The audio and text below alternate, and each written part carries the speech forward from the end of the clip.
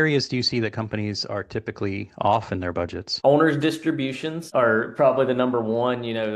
One of the lines, this is not mine, but a famous line is you either rob from the business or the business robs from you.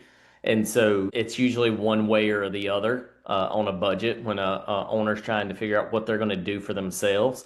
Typically, they either underdo that or overdo that. Very seldom is it exactly as planned. And so that's something that's important. And the reasoning for that is that as a business owner, the easiest thing to adjust is yourself, right? Not dealing with other people's money, not dealing with those things. The other thing that I think gets out of hand, and kind of going back to the return on ad spend earlier, one of the places where I think budgets get out of hand is advertising.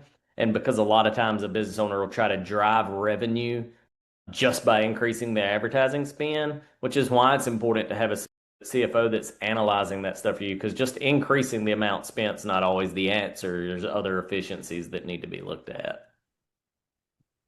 I think the other piece with budgets that's difficult too for a business owner is you always think everything is dollar for dollar. So if I continue to scale my revenue, the expenses should have the same percentage, which is not actually true. Some things will variable down and other ones will variable up, meaning that as you spend more money, these things become more expensive. One of those is going to be labor. You usually, as you're doing higher volumes with higher level people, your labor will increase due to the nature of the roles that you're having to invest in. Like Tyler said, advertising may be able to go down because you're able to dial in really high performing ads.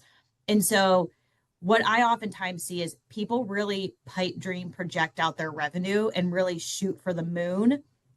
And while from a sales perspective, that's definitely the route to go. If you're really wanting to live by a budget and a forecast, then you need to budget what's actually achievable for your business. And what I mean by that is you might be able to go from $2 million to $15 million next year, but the likelihood of maintaining your current margin is pretty slim to none. And so having a CFO that can help walk you through that says, if we really want to go 10x this business over the next 12 to 18 months, we're going to need to know that these few months or there's periods of times where we're going to go into the red for investment purposes. I feel like people always think that they just keep growing their revenue, that their bottom line will grow. And sometimes that's not true.